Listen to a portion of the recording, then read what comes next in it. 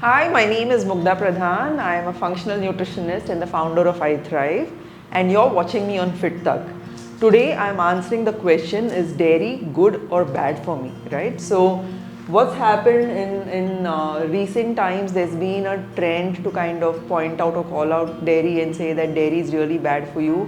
Could be happening either because of the vegan ideology, where you're not having any animal foods at all, or could also be happening from the entire functional medicine perspective, where dairy is generally regarded as inflammatory and should be avoided by everyone. Now, even in my practice, maybe up to 3-4 years ago, even up to last year actually, I would completely eliminate dairy. And it is quite inflammatory in some cases, but we are going to examine a little bit more if that is generally a trend everyone should be following. Now, what is dairy? Basically, dairy is milk and milk products that come from any lactating animal. So cows, and nowadays goat cheese and goat milk also has been trending in India. So from cows, buffaloes, goats, milk and its byproducts is what we would call dairy. What are the advantages or what are the good things about dairy, especially raw dairy? Okay, so I'm not talking of this pasteurized, highly processed packet milk that all of us get.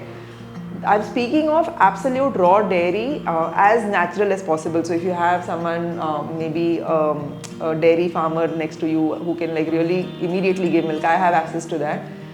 That kind of milk is what we are discussing. That milk has calcium. That milk actually has a lot of vitamins, minerals, and a certain amount of protein as well. So in terms of as a food, is it nutritional or not? Yes, dairy has a lot of nutritive benefits.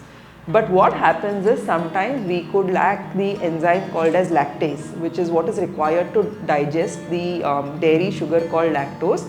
So if we don't have lactase in our gut, it's going to give us a lot of gas and bloating. So if you consume, especially if you consume milk, you might experience a lot of gas and bloating. That's because you just can't break down the lactose in that milk. But you might be okay with cheese or paneer or even dahi or yogurt. There are some cases where people actually have an allergic reaction to the protein in dairy, which is called as casein. So you could be reacting to the casein, and that could give you a lot of other symptoms, including gas and bloating, but you could also get itching, skin issues, acne, hives, which is like red marks. You could get all of that also.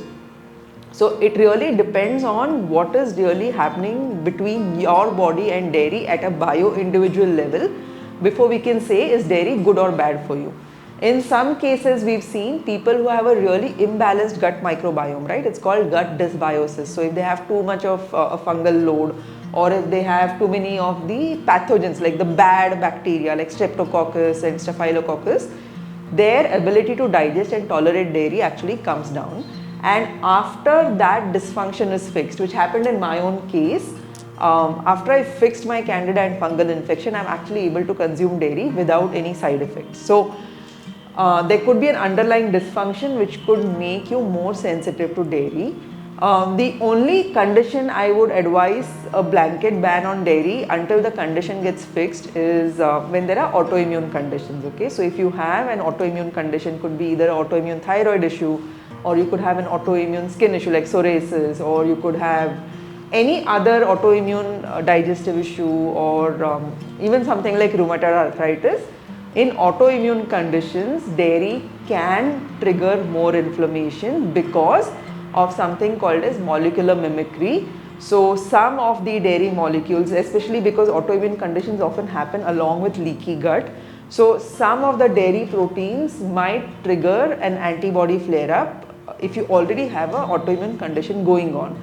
So will that person have to avoid dairy all their life? No. Even autoimmune conditions are reversible if you find the root cause. So we've actually reversed quite a few autoimmune conditions, and once that autoimmune condition goes away, once that immune hyperactivation is brought down, a person will be able to tolerate dairy. Okay, so if you have a disease, if you have a dysfunction, if you have an inability to digest either the milk proteins or milk sugars, dairy is bad for you. But if you're in absolutely good metabolic health, right, you don't have dysfunctions, your gut microbiome is working really well, you can find dairy that's like raw and locally sourced, right? You're not buying this big corporations packet milk. Dairy will work for you. Always pick organic, grass-fed dairy. So even when you're buying cheese, make sure it's not one of these big corporations cheese, but more local, naturally made cheeses. And dairy will work for you if you make the right choices while fixing all of your other health problems.